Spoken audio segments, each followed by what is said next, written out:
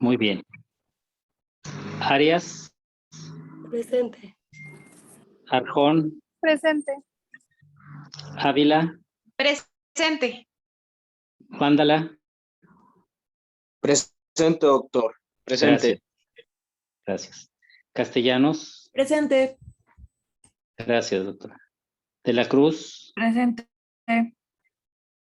García Rangel. Presente. García Rodríguez. Presente. Gutiérrez Salas. Presente.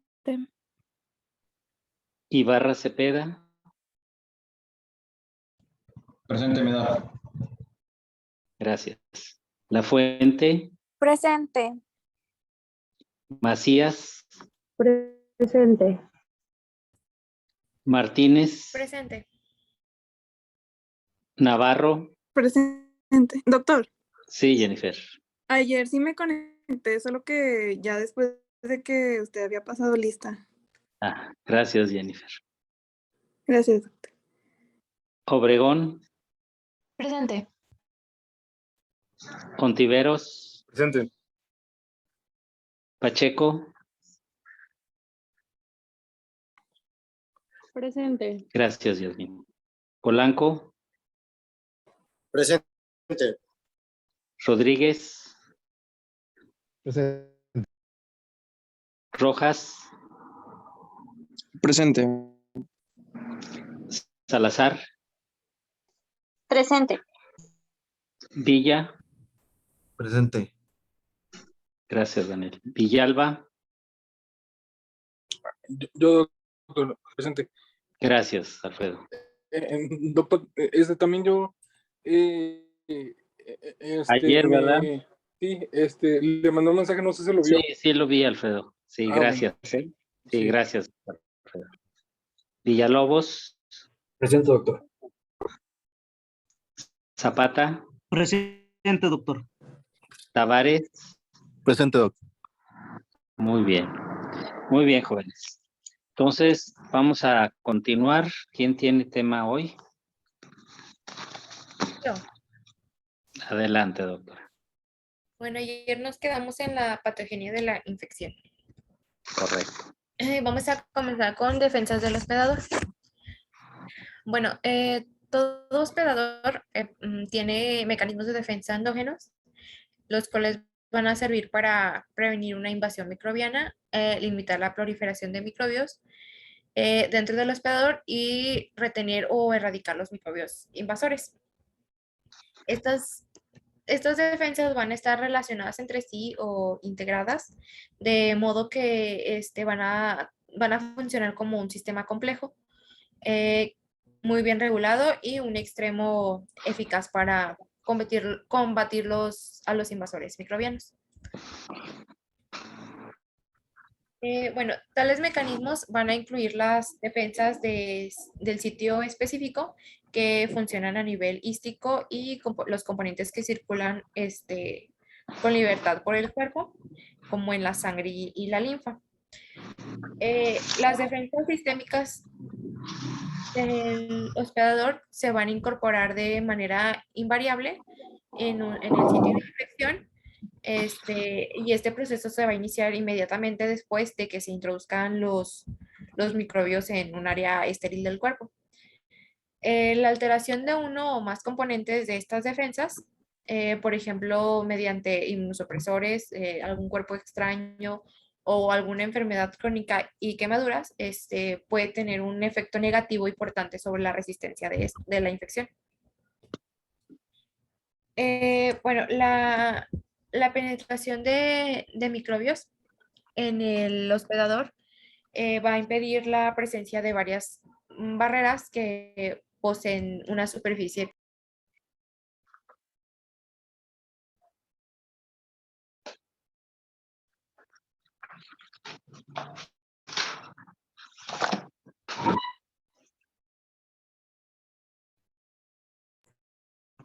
Perdón, bueno, van a impedir la presencia de varias barreras que van a poseer una superficie epitelial o mucosa.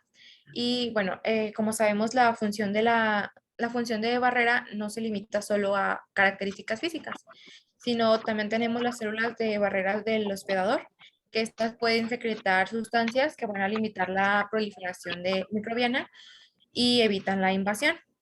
Los microbios resistentes, como la microflora endógena o autóctona del hospedador, están adheridos a la superficie física y entre sí pueden impedir la invasión en particular de microorganismos virulentos.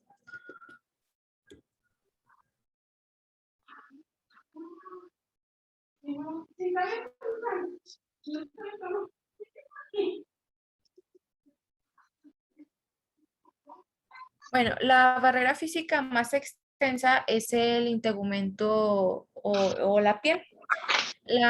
En la piel se va a alojar su flora pues, residente o propia de la piel, que puede bloquear la fijación e invasión de microbios no comensales, es decir, que no residen o que no son de ese lugar.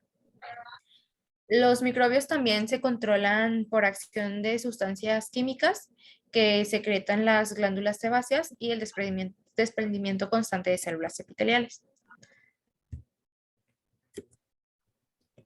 Y bueno, también la microflora endógena del integumento comprende sobre todo microbios aerobios gram positivos que pertenecen a los géneros Staphylococcus y Streptococcus y también especies de Corynebacterium y Propionibacterium.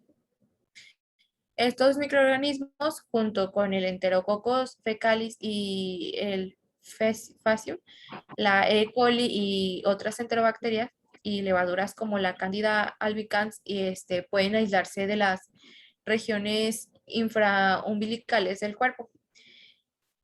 Y bueno, las enfermedades de la piel, como por ejemplo el eczema y la dermatitis, estas se van a acompañar normalmente más bien, sí, se caracterizan por el crecimiento excesivo de los microorganismos comensales y por las alteraciones de la barrera que van a conducir de un modo invariable a la introducción de estos microbios. Bueno, las vías respiratorias van a poseer varios mecanismos de defensa del hospedador, lo cual van a facilitar la conservación de la esterilidad en los bronquios distales y los alvéolos. Bueno, en las vías respiratorias superiores, el moco es la principal barrera, debido a que, bueno, esta atrapa las partículas grandes, incluidos los microbios, y las células epiteliales ciliadas llevan este moco a las vías respiratorias superiores y a la bucofaringe, y ahí es donde se elimina el moco con la tos. Y bueno, las partículas más pequeñas que llegan a las vías respiratorias inferiores, esas se eliminan mediante los macrófagos alveolares pulmonares. Y así cualquier proceso que atenúe estas defensas del hospedador van a poder propiciar o causar el desarrollo de bronquitis o neumonía. En cuanto a las vías urogenitales y biliares, conductos pancreáticos y vías respiratorias distales, carecen de una microflora residente en personas sanas. Sin embargo, es posible que haya microbios que afecten estas barreras por alguna enfermedad, ya sea como la neoplasia, inflamación, cálculos o algún cuerpo extraño, o que se introduzcan microorganismos a través de una fuente externa, como un catéter urinario o aspiración pulmonar. Bueno, la mucosa gástrica va a contener cifras pequeñas de microbios, entre de 102 a 103 unidades formadoras de colonias por mililitro. Bueno, esta población va a aumentar siempre y cuando haya, bueno, en la presencia de medicamentos o en algunas patologías que causen o reduzcan la acidez gástrica. Y los microbios que no se destruyen en el estómago pasan directamente al intestino delgado y ahí es donde se lleva a cabo cierto grado de proliferación microbiana y de tal forma que en el hilio terminal se van a encontrar alrededor de 105 a 108 unidades formadoras de colonias por mililitro. En el ambiente estático y relativamente bajo de oxígeno del colon, Aquí se va a acompañar el crecimiento exponencial de microbios que comprenden la microflora endógena del hospedador más extensa. En la región colorectal distal, los microbios anaerobios van a sobrepasar a las especies aerobias en una relación de 100 a 1, y aquí se hallan pues las heces con alrededor de 1011 a 1012 unidades formadoras de colonias por gramo. Bueno, y como un hecho intrigante es que aunque a veces la resistencia a la formación de colonias por parte de esta microflora, el hospedador, del hospedador extensa, bien caracterizada, va a evitar con efectividad la invasión de patógenos entéricos como la salmonela, la shigella, vibrio y algunas otras especies bacterianas. Y bueno, estos mismos microorganismos van a proporcionar el inóculo inicial para la infección si es que ocurre una perforación del tubo digestivo. Y bueno, entre los aerobios tenemos la E. coli, la Enterobacterias, fecalis y facium, la Candida albicans y otras especies de Cándida. En los anaerobios facultativos tenemos la Bacteroides fragilis, Listasonis,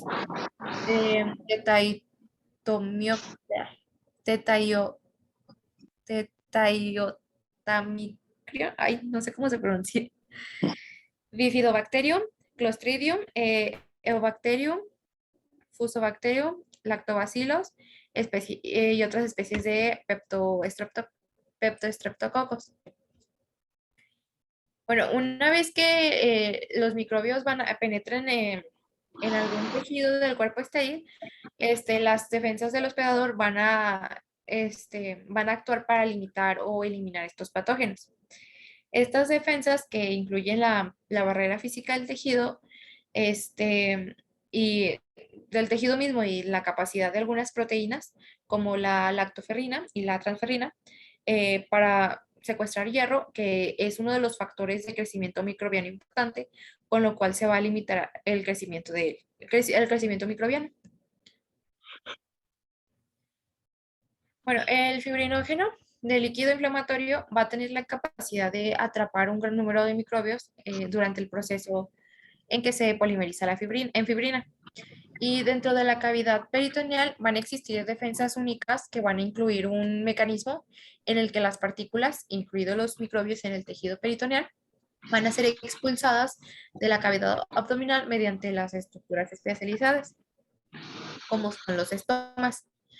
Bueno, en la superficie inferior del diafragma, y estos van a conducir hacia los conductos linfáticos torácicos. Y al mismo tiempo va a existir la restricción por el epiplón, que es el llamado guardián del abdomen, y el hilio intestinal, que esto va a servir para aislar la infección. Sin embargo, en los últimos procesos y el atrapamiento por la fibrina tienen una alta probabilidad de contribuir a la formación de un absceso intraabdominal. Bueno, los microbios también se encuentran de inmediato una serie de mecanismos de defensa del hospedador que residen residen en la mayoría de los tejidos del cuerpo. Estos incluyen los macrófagos y concentraciones bajas de proteínas del complemento C e inmunoglobulinas. La respuesta en los macrófagos se va a iniciar mediante los receptores de reconocimiento con un patrón codificado en el genoma que van a responder a los microbios invasores. Y bueno, con la exposición a un organismo extraño, estos receptores van a reconocer patrones moleculares relacionados con estos patógenos, que son los PAM, y patrones moleculares relacionados con la lesión, que son los DAM. Bueno, en cuanto a los receptores tipo TOL, bueno, estos son un ejemplo bien definido de un receptor PAM que tiene una función importante en la señalización de un patógeno. Los macrófagos residentes van a secretar una amplia variedad de sustancias como una respuesta a los procesos mencionados, Y algunos parecen que regulan los componentes celulares de la respuesta de defensa del hospedador. Y esto va a resultar en un reclutamiento y proliferación de células inflamatorias. Bueno, también aumenta la síntesis de citocinas por los macrófagos y ocurre la secreción del factor de necrosis tumoral alfa o interleucinas e interferón gamma. Y bueno, dentro del medio tisular y según sea la magnitud de la reacción de defensa del hospedador, la circulación sistémica. Y bueno, simultáneamente se va a iniciar una respuesta contrarreguladora que va a consistir en proteínas de unión de antagonistas del receptor de citocinas y citocinas antiinflamatorias. La interacción de los microbios con estas defensas de primera línea van a conducir a la opsonización, fagocitosis y una destrucción microbiana extracelular e intracelular. Aquí se van a activar las vías del complemento clásica y alterna por un contacto no directo con los microbios y a través de la unión de ellos con inmunoglobulina M y G, lo cual va a conducir a la liberación de varios fragmentos proteínicos del complemento diferentes, que estos van a ser activos e incrementan en grado notable la permeabilidad vascular. Bueno, en esta capacidad van a actuar los componentes de la pared de la célula bacteriana y una variedad de enzimas que van a expulsar que se expulsan de las vacuolas, fagocíticas de los leucocitos durante la fagocitosis y la destrucción microbiana. Bueno, también va a haber la liberación de sustancias las cuales van a atraer leucocitos polimorfonucleares en el torrente sanguíneo. Esto se trata de complemento 5A, péptidos de la pared de la célula microbiana que contienen N-formimetionina y secreción macrófaga de citocinas como la interleucina 8. Este proceso de incorporación de defensas del hospedador va a conducir a un ingreso adicional de líquido inflamatorio en el área donde está ocurriendo la infección. Y bueno, esto también se va a acompañar de apedesis de un gran número de leucocitos polimorfonucleares, un proceso que va a iniciar en el transcurso de varios minutos y que va a llegar hasta un máximo de horas o días. Bueno, la magnitud de la respuesta y el resultado final se va a relacionar con varios factores, entre ellos que es el número inicial de los microbios, el índice de proliferación microbiana en relación con la limitación de la proliferación y la destrucción de microorganismos por defensas del hospedador, y la virulencia microbiana y la potencia de las defensas del hospedador. Bueno, aquí los fármacos o estados patológicos que reducen cualquiera de los componentes de las defensas del hospedador o varios de ellos se van a vincular con índices más altos de infecciones y con cuadros aún más graves. Bueno, las definiciones tenemos que, bueno, después de la invasión microbiana y de la interacción entre de microbios con las defensas del hospedador, se obtienen distintos resultados finales. El primero es la erradicación,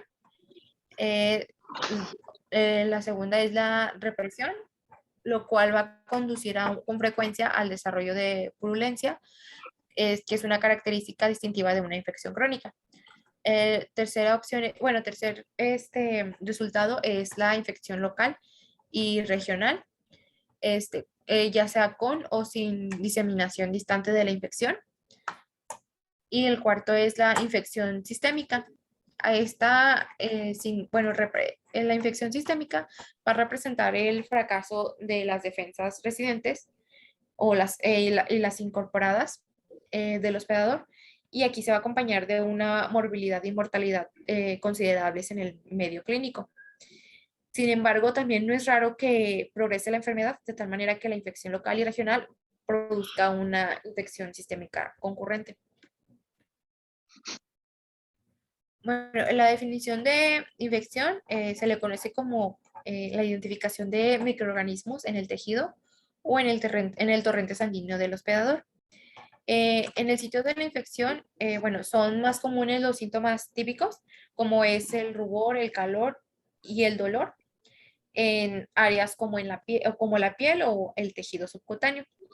Y en casi todas las infecciones en personas sanas son con defensas intactas, se acompañan de manifestaciones locales, junto con las sistémicas, como la temperatura elevada, aumento del recuento leucocítico, taquicardia o taquipnea. Las manifestaciones sistémicas conforman el CIRS.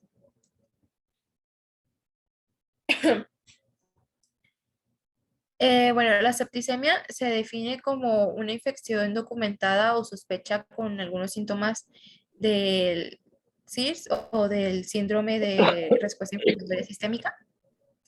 Bueno, y aquí están algunos de los factores o de las causas, como es el traumatismo, la aspiración, pancreatitis y quemadura. Aquí bueno, esta tabla habla sobre los criterios para el síndrome de respuesta inflamatoria sistémica. Bueno, van a ser variables generales, como es la fiebre, que sea una temperatura mayor a 38.3 grados, hipotermia, es decir, temperatura central menor de 36 grados centígrados, frecuencia cardíaca mayor a 90 latidos por minuto y taquipnea. También puede haber alteración del estado general, como un edema notorio o equilibrio de líquido positivo, que es mayor a 20 mililitros por kilogramo en 24 horas, e hiperglucemia sin diabetes. Las variables inflamatorias son los leucocitos, mayor a 12.000, leucopenia, que es menor a 4.000, bandemia, mayor a 10% de formas en banda, proteína C, que reactiva en plasma, que es mayor a 2, que son arriba del valor normal. Procalcitonina en plasma, que es mayor de 2, también arriba del valor normal. Variables hemodinámicas, que aquí tenemos que puede haber hipotensión arterial, es decir, menor de 90 milímetros mercurio, y variables de disfunción orgánica. Aquí puede haber hipoxemia arterial, oliguria aguda, aumento de la creatinina, anormalidades de la coagulación, ilio, trombocitopenia, hiperbilirrubinemia, y de las variables de perfusión hística, la hiperlactemia y llenado capilar disminuido. Bueno, la septicemia va a estar mediada por la producción de una cascada de mediadores proinflamatorios, que estos van a ser elaborados en respuesta a la exposición a productos microbianos. Incluyen los lipopolisacáridos, que son derivados de microorganismos gram negativos, peptidoglucanos y ácidos teicólicos provenientes de microorganismos gram positivos, y de múltiples componentes de la pared celular, como el manano proveniente de levaduras y hongos, y entre muchos otros. Bueno, la septicemia grave, esta se describe como la septicemia a la que se agrega la presencia de falla orgánica nueva. Y la septicemia grave es la causa más frecuente de muerte en unidades de cuidados intensivos no coronarias. Y bueno, se han descrito varios sistemas de clasificación de la disfunción orgánica. Aquí, bueno, debe considerarse que un paciente con septicemia tiene necesidad de un apoyo ventilatorio, oliguria que no responde a la reanimación intensiva con líquidos, o hipotensión que va a requerir de vasopresores que ha desarrollado septicemia grave. El estado de choque septicémico se le conoce como un estado de insuficiencia circulatoria aguda, que se identifica por la presencia de hipotensión arterial persistente, es decir, una presión arterial sistólica menor a 90 milímetros de mercurio, y a pesar de la reanimación adecuada con líquidos sin otras causas reconocibles. Y bueno, el choque septicémico es la manifestación más grave de infección y va a ocurrir en alrededor del 40% de los individuos con septicemia grave, y este se va a acompañar de una tasa de mortalidad del 30 al 66%. Un esquema para establecer la clasificación es la basada en la predisposición, infección, respuesta, lesión orgánica, o por sus siglas, PIRO. El sistema de asignación de la etapa PIRO va a clasificar a los pacientes en base a padecimientos predisponentes